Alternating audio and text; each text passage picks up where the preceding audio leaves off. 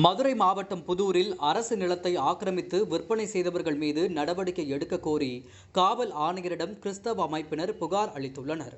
இது தொடர்பாக அளிக்கப்பட்ட புகாரில் சுமார் 9333 கோடி மதிப்பிலான 31.110 ஏக்கர் நிலப்பரப்பு கொண்ட அரசு நிலத்தை CSI அமைப்பின் மதுரை நிர்வாகிகள் பெர்னாண்டஸ் ரத்தினராஜா, பெயின் கடை ஜான்சன் இஸ்ரேல், முன்னாள் பேராயர் ஜோசப் ஆகிய மூவரும் சேர்ந்து போலி ஆவணங்கள் தயார் செய்து அடுக்குமாடி குடியிருப்பு கட்டுகின்ற கம்பெனிகளுக்கு கடைகள் மற்றும் வணிக வளாகங்கள் கட்டி விற்பனை செய்ததை தொடர்ந்து வழக்கு தொடரப்பட்டது.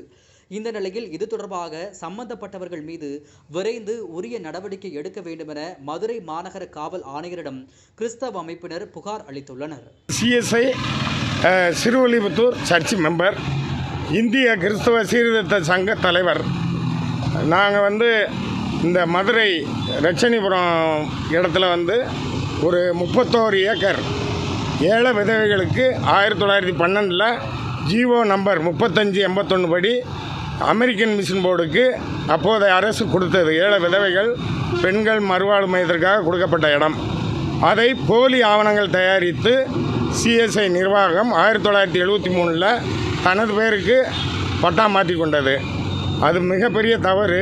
அதை எதிர்த்து நான் உயர்நீதிமன்றத்தில் வழக்கு தொடுத்து இப்போது அந்த இடத்தை அரசே எடுத்துக்கொண்டது. இது ஏழை பெண்கள், அனாதை மற்றும் கண் பார்வையற்றவர்களுக்கு உள்ள இடம்.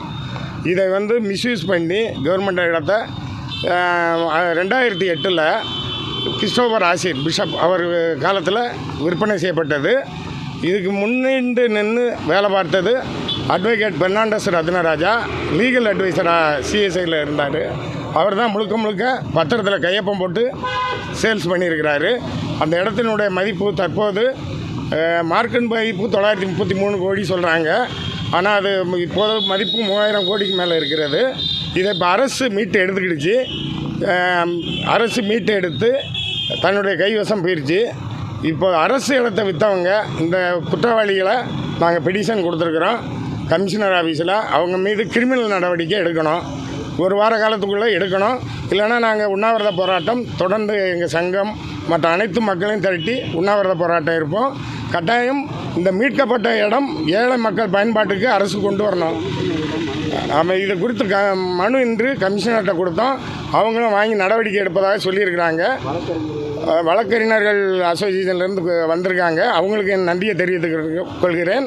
பத்திரிகையாளர்களுக்கு அதை விட என் பேர் தேவசகாயம், கிறிஸ்தவ சீர்திருத்த சங்க தலைவர்.